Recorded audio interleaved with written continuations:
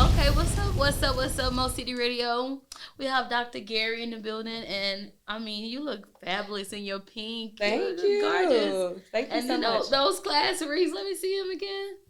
That's how you do it. I'm loving it. And you got the uncle. Okay. But go ahead and tell me about yourself. Tell us about yourself. Yes, well, my name is Dr. Lindsay Gary. I'm actually born and raised here in Houston, Texas. Well, I know we in Mo City, but not too far from Mo City. And I'm a professor, scholar, Afrocentric entrepreneur, cultural curator, as well as a conceptual diaspora artist. Okay, well diversified, would you say? Yes. So I just want to ask you, growing up in Houston, did you have the dreams of doing all this, of becoming a doctor, or what was? You know what's funny? I was the child who laid out my life plan. So a lot of the things that I laid out, I'm actually doing. Yeah. I didn't know they were going to happen in the way that they happened, but yeah, I was the child who had 10-page handwritten document. I'm going to do this. I'm going to open a school. I'm going to be a lawyer. I'm going to be an artist. I'm going to do all these things. And it just so happened that those things manifested. I sure did it. Nothing wrong with it. So tell us about the Houston Black Dance Festival. Just give us the inside scoop. Yeah, so my dance company, Dance Africana, this is actually our first time presenting Houston Black Dance Festival. We've done other dance festivals and workshops in the past, but I came up with the concept last year because I really wanted to build off of our program called the Houston Black Dance Collective. And so our goal with the program is to really bring together Houston's Black artists, dance artists, choreographers, and really to give them a place to perform and to learn more about Black dance, from African dance to African American dance tradition. So the festival was really just the next step in growing that. Okay, so and that's awesome because I feel like as Black people we dance and people never really just gave us a space or a place to do it, or they tell you sit down, or you have to be in the video. So just to be able to include art and then education with it, that sounds excellent. So what is the vision? What's the whole vision of the Houston Black Dance Festival? Yeah, so what we will be doing is basically giving our local dance teachers and artists a platform, but also bringing in people from outside so that people locally can have access, and also people can start to see Houston as a destination for Black dance, as a destination for Black art. And so we'll be having teachers, I mean, literally, we have so many, Houston is literally the most diverse city in the country now. So we have all types of Black people coming from the Caribbean, coming from Africa, coming from South America. So we have some of them teaching our classes. They live here, but then we're also bringing some teachers coming from other parts of the country to come teach. So we're really just trying to develop this, infrastructure around Black and African dance. That's awesome. Thank you. Yeah, I mean, because I've never heard it before, but I've seen on TV. I've seen like New York, they do this, and then just to hear it here in Houston, I know it's gonna be big. It's gonna be great. Yes, exactly. With that being said, how did you choose the instructors, and how did you choose your choreographers and the dancers? Like, what was the process of that? So I've been doing this kind of thing for about going on 10 years. So I really have cultivated a strong network of different artists. I'm a choreographer myself, a dancer. I have an MFA in dance. I've toured. So I have a big network of dance teachers that I'm already in collaboration with. So I was really just pulling people that we know who could really highlight our mission. And so we have teachers such as Nell Lopez. She's from Cuba, but she's going to be teaching Afro-Cuban dance here locally.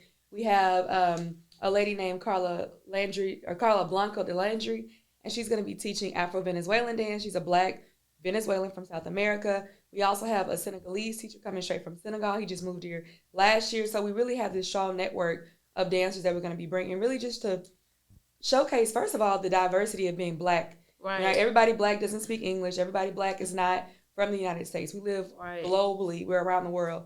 So the point is really to bring us all together through dance. That is awesome. Thank you. And you said Venezuela. You said Belize. We need to maybe next year. Okay. But no, we have this year. We have our Afro Latin dances are on Sunday, so we have Venezuela being represented. We have Cuba being represented, and Panama. Those are our 3 teachers. They're coming from those. Actually, 4 coming from those 3 countries. That is awesome. Thank you. The reason why I said it's so awesome because I've watched this documentary, and on a documentary, I want to say is Blacks in Mexico on YouTube. Yes, the Afro Latin documentaries. Yes, I love you know those. exactly what yes. Okay, and I show them all the time to my students, and just to Yes. see how African and Latino mixed in, and how back then the Afro was so strong and present in those countries. I don't think in America, and it still is. It still is. To this day. Still is. Yeah. And then they're making their presence known everywhere now. And I'm thankful for social media, because I think a lot of us in black people in America, in the U.S., let me specify, a lot of us don't realize there are Black people all over the world, especially like in Mexico and Cuba and all these different places. But some of those countries have more Black people than us. Like Brazil has way more Black people than the United States. We actually have a small amount compared to some of these other countries. So school me. Yeah, so it's just, so this is really educational. It's connecting our cultures and showing that we actually have more in common than we have different. Yeah, I love it. We all come from the same root. Yes, I speak Spanish. Oh, come on. Me too, a little bit. Okay, está bien. Tú quieres hablar español conmigo. Sí, señorita. Bueno. Yeah, and now all the time I'm like, are you from Honduras? Are you from Cuba? Or you sound like this? And I'm like, no. I'm an African woman, Black woman. Look, I'm from South Park of Beaumont. And Beaumont. And I learned Spanish, and I just to see how beautiful and connected we really are as people. Exactly. Their souls and their energy is us. We the same. Like exactly. When you dance and when you're around them, how do you feel? You feel free? You feel vibrant? Tell me. Yes, I definitely feel connected. So I've actually had the pleasure of traveling to almost 40 countries, and I've been to a lot of the places that are represented. So I've been to Haiti. We have a Haitian class. I've been to Dominican Republic, to Cuba, to Brazil, to Panama, to Colombia, Brazil. So I've actually got to dance within Peru and see our close connections. And it's like, these are literally our people, you know? So for me, dance really opened up a pathway to connect with our people around the world even more. So I'm really just trying to give other people that opportunity. They don't necessarily have to travel. Of course, we recommend you travel, but if you can't, come right here to this place right in your hometown and discover like all these people. And a lot of them actually still, like, they actually live here. Right. So it's not like you have to go so far. You can just experience these cultures in one place, you know, during the festival. That is awesome. And then what are the age groups? Are these adults, or is it open? It's open. Yeah, so really, because it's a community-based workshop, we didn't really want to specify ages. We had a smaller festival in February where it was focused primarily on traditional African dance, like from the African continent. And, you know, we had people like literally with their babies, like up to elders. So it's not, you know, you don't have to be like, you know, the best dancer. You have to be like Debbie Allen or something coming into these classes. It's a community class. You can be of any level. And the thing is, even if you're an advanced dancer, there's still a place for you, because sometimes you haven't been exposed to this particular style of dance. So it's new for you. So I would say advanced, beginner, elder, the babies, in between. Everybody's welcome. That is awesome. And it's a Black dance festival, but anybody can come. Yeah. I want to clarify it. We're highlighting Black dance, but it's not just for Black people. Oh, yeah. No, yeah. I think you got to tell people that, because sometimes they don't know. Oh, well, in the Black community, we so open. Yeah. You know, besides that girl doing the break dance on TV. I'm done. I cannot. You know, I feel like we open and welcome everybody. Mm-hmm. So it's not like, look, if you can dance and it's in you, come on, by all means. And if you want to learn, it's a language. Yeah. Yeah. Do you feel like y'all speak the same language? Yeah, I definitely feel like it's definitely a form of communication, for sure. All right. I definitely think that. So, what are some of the most exciting developments that projects that's currently you working on or have coming up? So definitely this one. This is our first annual. We hope to continue it, you know, every year. I would say our other big programming would be our festival we have in December, which is our Kumba Festival. We started that in 2019, and that's a performance. So we have people come from all over and perform. And then, of course, the one we have coming up in February, again, the Africana Festival. So we really have cultivated 3 festivals annually. We also are launching a new virtual comedic yoga platform through our dance company. I'm also certified in comedic yoga, and I use that and integrate that into my dance, because it helps us be restorative in our dance practices. So we're actually going to be launching that in October. In October? Mm-hmm. Okay. Where can we find you? Where can we find this information at? Yes, because it's a lot of it. You can go to our website, which is Dance Africana with a K. I got to tell people that. And then you can go to our Instagram, which is just Dance Africana, and Africana is AFRIKANA. That's awesome. You want to tell us the story behind the name? Sure. Well, I felt like, calling it Africana to me represents this Pan-African culture. And when I say Pan-African, I mean, everybody who's Black around the world. So whether you're coming from Africa itself or whether you're coming from somewhere in the diaspora, whether that's from Europe or, in the Americas, wherever, I really wanted to encompass all of that and really connect it back to our roots. And that's where Africana, because I feel like Africana encompasses the whole dynamic. Okay. Right. That is awesome. And I put the K because traditionally in most African languages, there's no C. So there's a K or the K sound. So that's why we use the K instead of the C. Hey, y'all heard it here. Black. Period. Yes, I feel it. I'm so proud of us. Thank you. I feel like Black, we came a long way. Yes, we have. I feel like at this point, it's nothing that we can't do. Right. It never ceases to amaze me how far we going and how far we do have to go. Exactly. But we're taking people along the way, and we're not being afraid of it. We're being bold about it. That's right. Ooh, that's a word.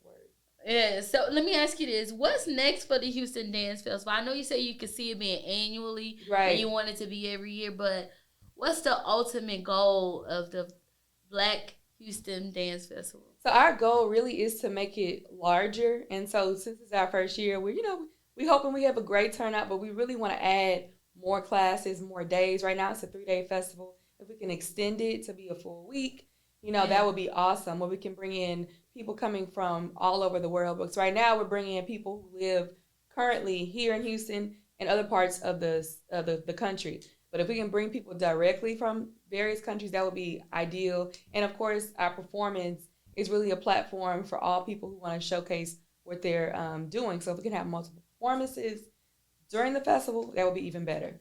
Okay. Yeah, so just really growing the scale of it. I see it. Look, we claiming it. It's already done. Okay. Yes. I receive. Yes. So I really appreciate you. I really enjoyed you. I love what you're doing. You have a really great message. Is there anything you want to leave the audience with, or anything that you would like to tell the people, our people, we as one, the people? Well, first of all, thank you for allowing me to share the information. I would definitely say encourage y'all to be there. It'll be August 30th, August 31st, and September 1st. There are 3 days. Tell the camera that too. Oh, yes. August 30th, 31st, and September 1st. It'll be a 3-day festival of all these workshops. Friday is the African American Dance Tradition Workshop. So we have hip-hop, we have jazz, we have tap, we have whacking, house, Vogue, ballroom, Zydeco. My people are from Louisiana, so I'm teaching the Zydeco class. On Saturday, we have Kemetic Yoga, we have Angolan Kizomba, we have Senegalese Sabar, we have a Haitian folkloric class, we have a Zulu dance class coming from South Africa. On Saturday, we also have all the Afro-Latin dances. So we have Afro-Cuban dance, Afro-Venezuelan, we have Afro-Latin salsa. So it'll be really like traveling the world of Blackness through dance. And then on Sunday, we end with our performance, which is at Match. So all the classes are at Houston Met Dance Center, near the downtown Museum District area. And our performance is at Match, and that's down the street from Houston Met. So it'll be a wonderful weekend. We also have spaces for vendors, if you're interested in vending during the workshops. And we have a few more spaces for performers. So if you want to showcase what you can, what you got, it's your perfect opportunity. So I want the city to come out to celebrate this great weekend. Okay, y'all heard it here. I just want to ask one last question. Okay. Why Houston? What made you choose Houston? Well, I'm from here, and I feel like, we claim to be this, and we are this most diverse city. I think it's our time to really showcase that. How can we showcase that rather than just saying it all the time? What does it look like to say we're the most diverse city? Okay, we're most diverse, but where the people at? How can we cultivate that? How can we highlight the diversity? Especially from a Black perspective, because a lot of our immigrants are Black. Right. Whether they speak Spanish, French, English, another language, a lot of them are Black. So I really want us to showcase that. And I feel like us being, the 4th largest city, It's time we're known for our Black dance. And I don't know that we are yet. So I'm hoping that we can cultivate that through Dance Africana. Okay. Well, thank you so much. It's been very interesting. I'm going to ask you more. We know we're about to end this. But thank you so much. We was glad to have you. Thank you so much. I'm so glad to be here. This is the all-new Mo City Radio. Take us on the go. Download the app on Android or iOS, giving you less talk, more turn up.